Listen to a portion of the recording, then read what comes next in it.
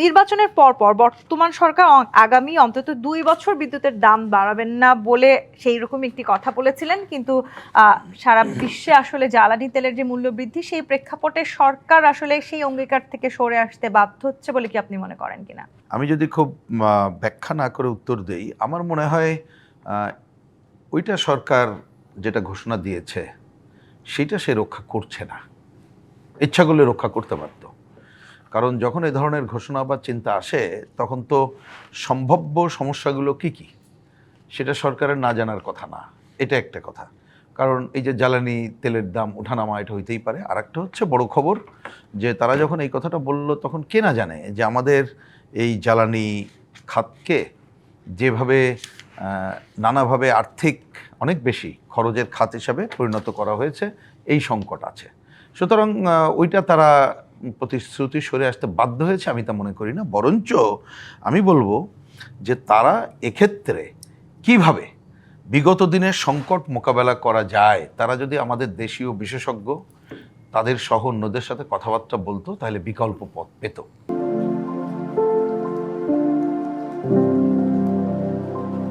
আমি খালি বোঝার জন্য বলি, দেখেন আমরা এই কথাটা তাদেরকে বারবার বলার চেষ্টা করেছি। এইটা না শুনে আমি খুব পরিষ্কার করে বলি, আসলে সরকার একটা ইচ্ছা করছে দাম না বাড়াইলে হবে না, টাকা চাই, এবং জনগণের পকেট কেটে তার মাথার উপর দিয়ে টাকা নিতে হবে। এইটা হয়েছে তার মাথায় ঢুকছে।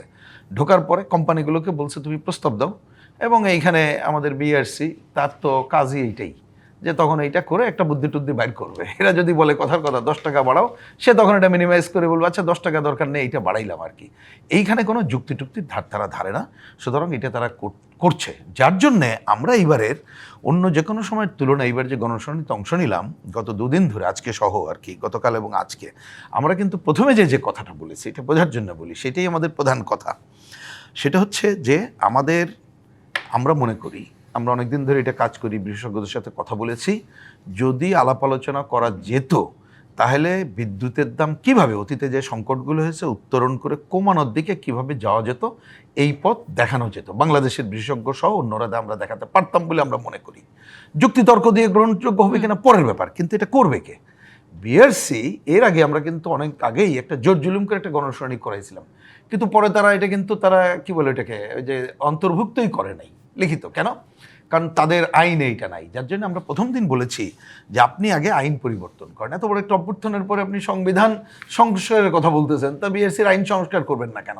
এইটা করে জনবান্ধব আইন করেন, এবং একজন ভোক্তাও কথার কথা ক্যাবের পক্ষ থেকে যদি প্রস্তাব করা হয় যে দাম কমানোর জন্য গণশুনানি করা হোক, তাহলে সে নিয়ে এটা আলোচনা করুক, তখন আমরা প্রমাণ করার চেষ্টা করবো এটা করা যাবে কিনা।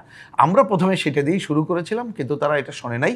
তারা পুরনো ধাঁচ অব্যাহত রেখেছে, এবং আমরা যে আলামত বুঝতে পারছি তাতে যে কোনোভাবে গভর্নমেন্ট কিছু না কিছু দাম বাড়িয়েই একটা জনগণের কাছ থেকে একটা বিরাট অংশ টাকা নেওয়ার চেষ্টা করবে। আমি খালি তুলে ধরি আপনাকে বোঝার জন্যে।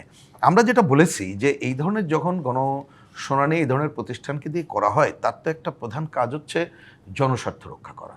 যেমন প্রথম দিন আমরা জিজ্ঞেস করেছিলাম যে আপনারা যে প্রস্তাব করছেন, আপনারা কোনো ইকোনমিস্টদের সাথে বা কারোর সাথে কথা বলে কি এটা করেছেন যে কিভাবে এই যে দাম বৃদ্ধি হলে তার প্রতিক্রিয়া জনগণের কাছে কি পড়বে? ওনারা কি উত্তর দিয়েছেন জানেন? বলছেন না আমরা করিনি।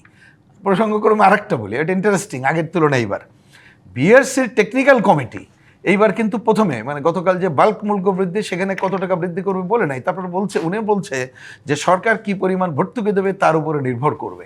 তা আমরা বিআরসিকে জিজ্ঞেস করলাম যে তাহলে আপনি তো স্পেসিফিক প্রস্তাব করতে পারলেন না, তাহলে আপনার এই আলোচনার দরকার কি? আপনি সরকারকে জিজ্ঞেস করেন যে ভাই কয় টাকা বাড়াবো আর বাড়াবো না, তাহলে সেই জায়গায় চলে গেলাম। তা গণঅভ্যুত্থানের যে গণশুনানির যে দৃষ্টিভঙ্গি সেটাই তো প্রতিফলিত হচ্ছে না।